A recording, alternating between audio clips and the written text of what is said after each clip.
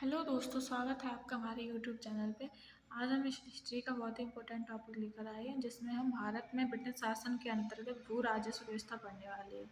इसमें जो अंग्रेजों ने किसानों के ऊपर जो व्यवस्था लागू की, जैसे रैयतवाड़ी, महलवाड़ी, जमींदारी, स्थायी व्यवस्था जो लागू की गई थी, उसके बारे में पढ़ते हैं। इससे क्वेश्चन बनता है कि कितने परसेंट भाग पर ये व्यवस्था लागू की गई थी और किस किस प्रांत में लागू की गई थी, और इसमें गवर्नर जनरल कौन था, किसने लागू की, तो ये क्वेश्चन बनते हैं। ऐसे कुछ आप देख सकते हैं आज के टॉपिक से आपके सारे क्वेश्चन कवर हो हैं। इसके बाद में आज टॉपिक कवर हो जाए, उसके बाद में इसके आपको क्वेश्चन भी कराऊंगी कि किस टाइप के क्वेश्चन पूछे जाते हैं। तो चलो स्टार्ट करते हैं। भारत में ब्रिटिश शासन के अंतर्गत भू राजस्व व्यवस्था, इसमें सबसे पहली व्यवस्था है इजारेदारी प्रथा, जिसे फार्मिंग सिस्टम भी कहते हैं। यह 1772 में 5 वर्ष के लिए प्रथा चालू की गई थी। इसमें जमींदारों को अलग रखा गया था।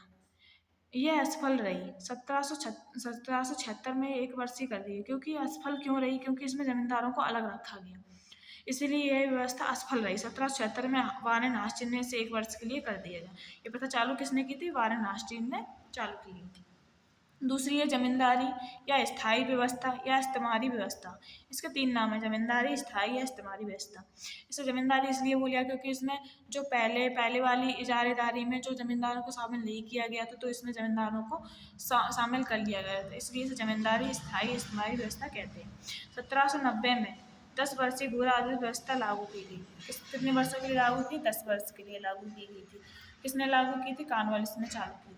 इसका दर क्या रखा गया? दर रखा है 10/11, मतलब 11 कोई, जैसे कि गेहूँ हुए 11 बोरे पे 10 बोरे भाग सरकार को देने थे, तथा शेष 1/11 भाग जमींदारों को देना था। इसमें जमींदारों को भूमि का स्वामी तथा लगान वसूली का अधिकारी माना गया था, इसीलिए इसे जमींदारी या मालगुजारी व्यवस्था भी कहते हैं। जो पहले जायदारी व्यवस्था में जमींदारों को अलग रखा गया, इसमें जमींदारों को भूमि का स्वामी बना दिया तथा लगान वसूली का अधिकारी बना दिया गया। 1793 में कॉर्नवालिस ने 10 वर्ष से बदलकर स्थायी कर दिया। इस व्यवस्था को 10 वर्ष से बदलकर स्थायी कर दिया गया। कौन सी डेट में? 1793 में स्थायी कर दिया गया। इस व्यवस्था में खामी यह थी कि इसमें स्पष्ट नहीं किया गया कि जमींदारों किसानों से कितना लगान वसूल करना है।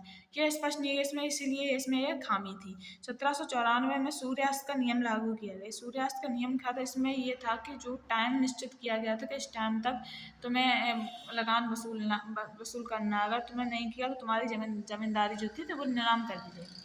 उसमें ये लिखा है सूर्यास्त का नियम लागू किया गया। इसमें यदि नियत समय तक सरकार के पास लगान या राजस्व नहीं पहुंचा तो उसकी जमींदारी नीलाम कर दी जाएगी। सूर्यास्त का नियम पूछा जाए तो क्या है? ये था। यह व्यवस्था भारत के 19% भाग पर लागू थी। बहुत इंपॉर्टेंट है, ये पूछा जाए कितनी परसेंट भाग पर लागू थी, तो 19% भाग पर लागू थी। कौन सी व्यवस्था? जमींदारी, स्थायी या इस्तेमारी व्यवस्था। ये कौन कौन से क्षेत्र में वो क्षेत्र शामिल थे इसमें? तो इसमें बंगाल, बिहार, उड़ीसा, बनारस, उत्तरी कर्नाटक क्षेत्र शामिल थे। बंगाल, बिहार, उड़ीसा, बनारस, उत्तरी कर्नाटक क्षेत्र इसमें शामिल थे। इसके प्रभाव से ही 1857 में जो क्रांति हुई थी, उसमें जमींदारों ने अंग्रेजों का साथ दिया था। क्यों दिया था? क्योंकि इसमें जमींदारों को भूमि का स्वामी नियुक्त कर दिया गया था। इस वजह से जमींदार इनसे खुश थे, तो इसलिए जमींदारों ने 1857 क्रांति में अंग्रेजों का साथ दिया था। अगली व्यवस्था है रैयतवाड़ी व्यवस्था। रैयतवाड़ी व्यवस्था का जन्मदाता पूछा था। जन्मदाता कौन था? Thomas Munro plus captain Read. 1792 में 12 महल जिले में पहली बार कर्नल रीड द्वारा यह व्यवस्था लागू की गई थी। कहाँ पर की गई थी? 12 महल जिलों में पहली बार कर्नल रीड द्वारा व्यवस्था लागू की गई थी। इसमें प्रत्येक पंजीकृत भूमिदार को भूमि का स्वामी माना गया था। जो पहली वो जमींदारी व्यवस्था थी, उसमें जमींदारों को भूमि का स्वामी माना गया था, पर इसमें जो जिसके पंजीकृत थी भूमि, उसको ही उसके भूमि का स्वामी माना गया था। यह व्यवस्था किसानों या आम जनता के साथ लागू की गई थी, अतः इसे रैयतवाड़ी कहा गया है। क्योंकि इसमें आम जनता किसानों के साथ लागू की गई, इसलिए इसे रैयतवाड़ी व्यवस्था कहा गया। 1820 में यह मद्रास में लागू हुई। 1825 में मुंबई तथा 1858 तक संपूर्ण दक्कन और अन्य क्षेत्रों में लागू हुई। इसे याद रखना, 1820 में मद्रास में लागू हुई और 1825 में मुंबई तथा 1858 तक संपूर्ण दक्कन और अन्य क्षेत्रों में लागू हो गई। यह जो भारत की पूछा जाए कितने परसेंट भाग पर लागू थी, तो 51% भाग पर शामिल थी रैयतवाड़ी व्यवस्था। ये 30 वर्षों के लिए लागू की गई थी। इसमें दर क्या थी? 1/3 निश्चित दर की गई थी, मतलब 3 पर 1 चीज मतलब सरकार को दी जाएगी। अगली व्यवस्था है महलवाड़ी व्यवस्था। महल का अर्थ अगर आपसे पूछा जाए महाल का अर्थ क्या है, तो महाल का अर्थ होता है गांव। इस व्यवस्था में गांव के मुखिया से सरकार का लगान वसूली का समझौता होता था। मतलब जो जमींदारी व्यवस्था थी उसमें जमींदारों को भूमि का स्वामी बनाया गया। फिर जो रैयतवाड़ी आई उसमें जो पंजीकृत किसान थे उनको ही उनका भूमि का स्वामी बनाया गया। और जो महलवाड़ी व्यवस्था थी इसमें गाँव के मुखिया या प्रधान को लगान वसूलने का समझौता होता था। तो इसमें खामी, इसमें दोष क्या था कि इसमें मुखिया प्रधान को अत्यधिक शक्तिशाली बना दी। मतलब जो इसमें दोष यह था कि जो मुखिया और प्रधान थे उन्हें इतने शक्तिशाली बनाया कि वो किसानों पर अत्याचार करने लगे।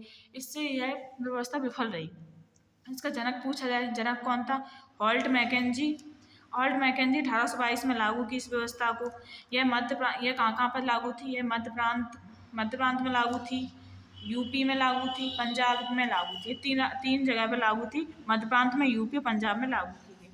और कितने % भाग पर थी? तो 30% भाग पर थी व्यवस्था लागू। आई होप अगर आपको वीडियो अच्छा लगा तो आप लाइक करते हैं, सब्सक्राइब करें, कमेंट जरूर बता सकते हैं कि आपको वीडियो कैसा लगा। और इस टॉपिक से मैं अगले पार्ट में इस टॉपिक से जुड़े क्वेश्चन करवाऊंगी। Thank you.